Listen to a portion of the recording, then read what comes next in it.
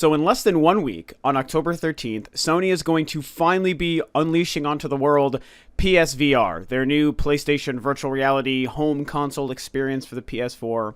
And it's a pretty big deal. This is kind of potentially going to be a big momentum shift for, home hardware on the console space, and how we might be interacting with our games and what kind of accessories and peripherals might actually be successful or not successful going forward, as we've seen many different attempts to make stuff like this successful in the past. So I kind of wanted to quickly discuss and kind of re-go over some of the points I've made in the recent past about PlayStation VR, and just virtual reality as a whole. So just a quick recap for anyone who hasn't heard me discuss my thoughts on virtual reality as it's beginning to invade the home console space. I think virtual reality is certainly cool. It's a cool idea.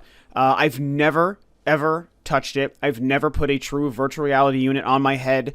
That includes the PlayStation VR, the Oculus Rift, or the HTC Vive. I've never tried any of them. So keep in mind that all of my thoughts and theories and discussions about VR in this short video is prefaced with the fact that I've never actually tried it, and I don't hide that fact. I'm not going to pretend to be an expert about something that I'm not actually an expert on. I haven't tried it yet. So conceptually, virtual reality is awesome. It's something that as a kid growing up in the 90s, watching stuff like Lawnmower Man and playing games like Kid Chameleon on the Genesis, the idea of virtual reality has been like the concept of the future for so long, when I was a kid and when I was a teenager. That was what the 90s gaming was all about, was like, at some point, we're getting to this virtual reality thing. Everything we're doing, this 16-bit and 32-bit stuff that we're playing today, yeah, this is all just to get us to virtual reality. That's the ultimate future of gaming.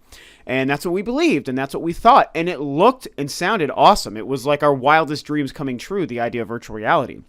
Fast forward to today, and virtual reality still seems very cool, but it's not quite as magical and futuristic seeming as it was back in the day, obviously, because it's more of a, no pun intended, reality to be able to play virtual reality today.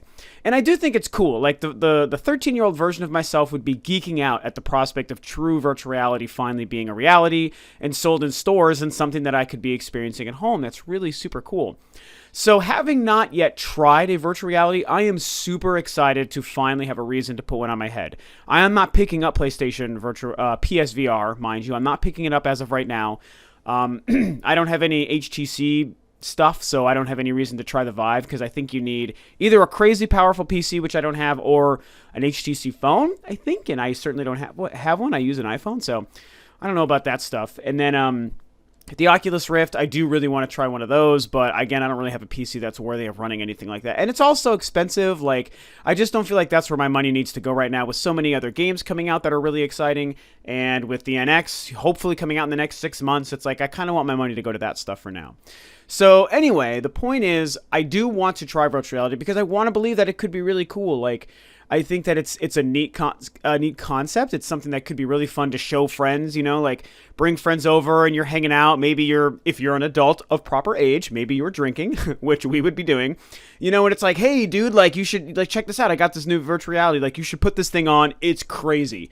Check out what it's like to walk around like, the holodeck or the Starship Enterprise or Hawaii for a couple of minutes on virtual reality. See what that's like. It's totally crazy.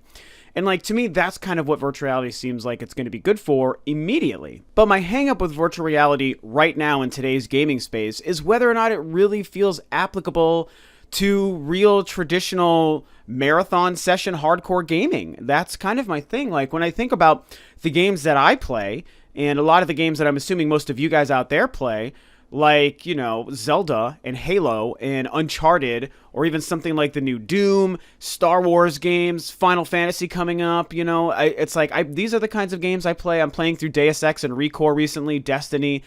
These things, Paper Mario's coming out soon, Gears of War, these are the games that I play. And they're probably a lot of the kinds of games that you play, various different machines and exclusives and whatnot. And it's like, when I think about those games where you maybe want to sit down for a couple of hours at a time and really get sunk into these experiences, I don't want to put a helmet on my head and have to play that way. I don't want to be locked into the space where all I can do is see what this helmet's giving me. And ideally, all I can hear is what these headphones are pumping into my ears, so that I am completely cut off and I have no visceral reaction or relation to the environment around me, to my house, to my girlfriend, the person that I live with, not to mention people who live with families, significant others. They have kids, maybe their parents, maybe somebody who's a little bit older who might be taking care of their older parents and maybe they might need something. I mean, how would you experience your life around you and not miss the things that are happening if you're cut off from putting on these things for so long? Again, for a couple of minutes here and there, I get it. But the idea is to completely dissect you out of the world around you. And that, to me, it's kind of even dangerous. I think it's something a lot of people don't talk about. I've discussed it before. It's like, what if your house catches on fire? Yes, you would smell it, so that's a different thing. But what if your house catches on fire? What if the police are at the door for some reason? What if someone's broken into your house and you're like alone playing at night at 10 o'clock at night and you don't know that there's someone in your house because you can't hear them breaking your window? And these are extreme scenarios I'm bringing up, of course. But they're the kinds of things that could happen. They're the kinds of things. What if your kid is taking a bath and they start screaming for help because something happened and you can't fucking hear them because while your kid's in the bath, you're like, oh, that gives me some time to play some virtual reality and you don't know what's happening. What if you get a phone call? Like, I mean, God, there's like myriad things. What if your significant other has to get your attention and you're playing, and this is not a serious thing, but what if someone has to get your attention and you're playing, and the only way they can get your attention is to come in and tap you on the shoulder? That's going to make you shit your pants. That'll scare you so much. I mean, imagine playing a game and being so, like, mentally disconnected from your own body, which, sounds cool for a couple of minutes at a time, sure. And someone has to tap you on the shoulder. It's going to be so jarring and weird, and that's just going to scare the crap out of you. So anyway, I'm getting distracted just talking about all these different things. The point is, these are some of the reasons why when I think about it for the long-term gaming, it just doesn't really make sense to me yet. Maybe down the road, maybe after a couple of iterations of virtual reality, I don't know, maybe our lives after another 10 years or so can sort of work around fitting virtual reality play sessions into our life, and it won't be as hindered by a lot of these examples I've just given you. That's entirely possible. But for now, it seems like a big barrier. It's a big barrier for me, at least, and I think it's a barrier that maybe a lot of people haven't thought about and would also be a barrier for them if they had thought about them. So I want to get back to the idea of if I think the virtual PSVR is going to be successful, because that's the real thing that I really wanted to discuss with you guys today. I do actually think it's going to be successful. I think that there are problems with virtual reality right now, bringing it into homes for all of these reasons that I was just listing. I think that these are things that kind of hold VR back. But when I think about what Sony's doing, the time that it's releasing, how virtual reality is being perceived right now, it's the gimmick that everyone is for some reason willing to believe in. And I think that's neat. That's cool. Part of why I started this conversation about how I wanted virtual reality to be cool is because I do want it to be successful. I do want to learn that virtual reality is cool. It is as neat as the gaming industry wants us to think. It is as awesome for gaming that I want it to be, even though I don't believe it is. I want to kind of be proven wrong with virtual reality. So until I have a chance to try one for myself, or maybe even just give in and own one to give it a shot, I won't really know that. But I do think that initially the industry, the consumer, and the gamer is going to buy in. I think that we're looking at, and I'm repeating this, I've mentioned this on a video many, many, many months ago, and I'm kind of reiterating these same points here. I do think that PSVR and just virtual reality as a whole right now is going to kind of be a Kinect scenario, where if you remember the original Kinect on the Xbox 360, right out of the gate at launch was a huge success. It sold like crazy, 8 million units. Microsoft made a ton of money. And initially, people were like, this is so cool. This is so neat. I mean, I bought one. As soon as I tried one in Walmart, I was like, oh my God, this is awesome. And I bought one immediately. And then within like a couple months, I was like, this is dumb. And I sold it back. And that's what happened with most people. They realized after the initial newness of it wore off that it was like, this isn't actually great. It's not making gaming better, and it's not making gaming convenient because I have to be standing up. I have to be moving around. I have to clear out space in my living room. These are inconveniences that I have to go through in order to play this new hardware and this new tech.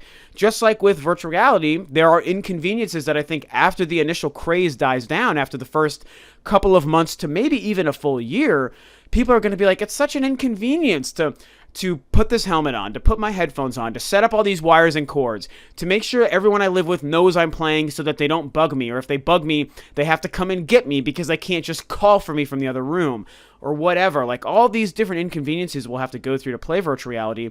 Even though the experience might be really cool, as of right now, I don't think our daily lives are quite yet set up for marathon, hardcore gaming sessions at home with virtual reality stuff all over our damn face. I just don't think that we're ready for it. So keep in mind as I end this, I'm not trying to spell doom and gloom for the PSVR and for Sony. I'm not trying to wish unsuccess on them. I actually want this to be successful, and like I said, I really just want to be proven wrong with this. This is all just my theory as someone who, like I said, hasn't actually tried it or played it. And I think that that's a huge caveat to my opinion that I'm sharing with you guys.